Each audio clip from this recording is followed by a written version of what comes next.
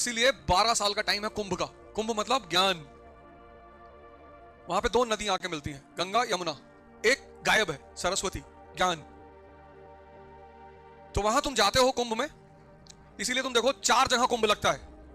4, भारत की बड़ी प्यारी, वो फोटो खिंचाने वाला कुंभ नहीं, कुंभ बड़ी प्यारी चीज है, भारत की कल्चर का बहुत प्यारी चीज है कुंभ। कहां कहां लगता है? प्रयागराज में लगता है। और कहां लगता है? नासिक और हरिद्वार और उज्जैन। अब यहां जो है, इसको वाइस वर्सा कर लेते हैं, वेस्ट में है नासिक। बड़ी प्यारी चीज, मैं तुम्हें आज इसका कॉन्सेप्ट बता देता हूं, कुंभ का कॉन्सेप्ट। नासिक, उज्जैन और ये चारों जगह। अब प्रयागराज में कौन आएगा? नॉर्थ इंडिया के सेंट्स आएंगे, जो यहां के एनलाइटेंड लोग हैं वो यहां आएंगे। नासिक में कौन आएगा? संत ज्ञानेश्वर आएंगे, जो डेक्कन और साउथ इंडिया के सेंट्स हैं वो यहां आएंगे।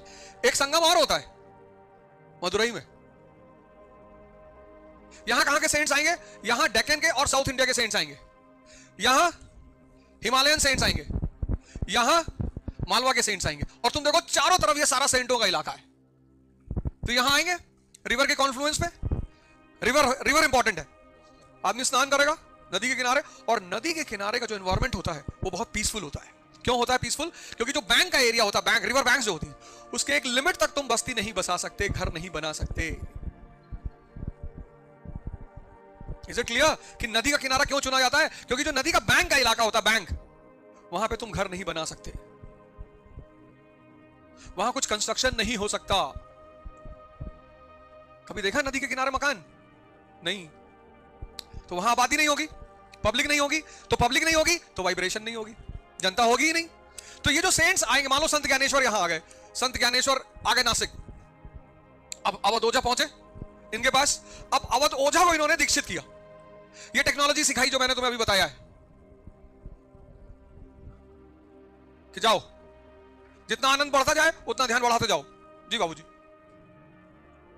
अब 1 साल क्या हुआ, इसको पता करने के लिए फिर गुरु से मिलना पड़ेगा। तो हर साल क्या लगेगा? माघ मेला लगेगा, जनवरी में।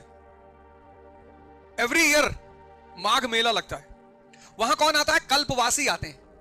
ये सारे फंडामेंटल्स हैं उसके। कल्पवासी, कल्पवासी मतलब जिसने दीक्षा लेकर ध्यान की यात्रा शुरू कर दी है।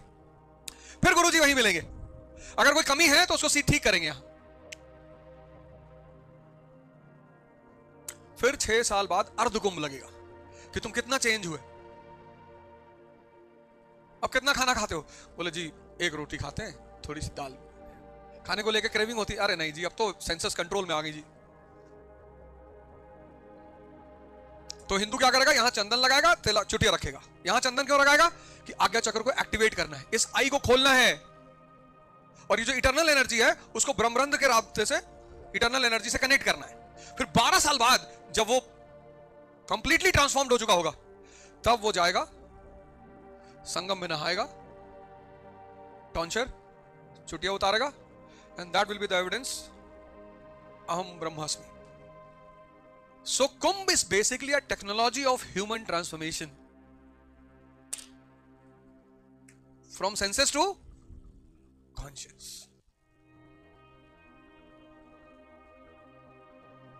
की बार तो बहुत लोग गए, अंबानी जी भी गए थे, उनके बेटे भी गए थे। अच्छा है, पाप तो कोई भी कर सकता है। ये थी कुंभ। इंडिया के कल्चर में बहुत प्यारी साइंस है, बहुत प्यारी, amazing science in the entire history of the world. पूरी दुनिया के इतिहास में इतनी प्यारी साइंस ऑफ ह्यूमन ट्रांसफॉर्मेशन कहीं नहीं है। इसलिए पूरी दुनिया के लोग वहां आते हैं, किसी को पाबंदी नहीं है, irrespective of caste, irrespective of religion, irrespective of race, कोई भी आ सकता है।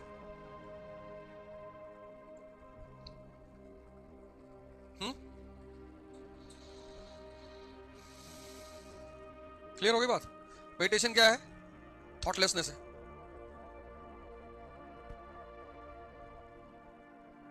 और कुछ पूछना है तो बताओ। बात क्लियर हो गई? आज ये चर्चा करना बहुत जरूरी था।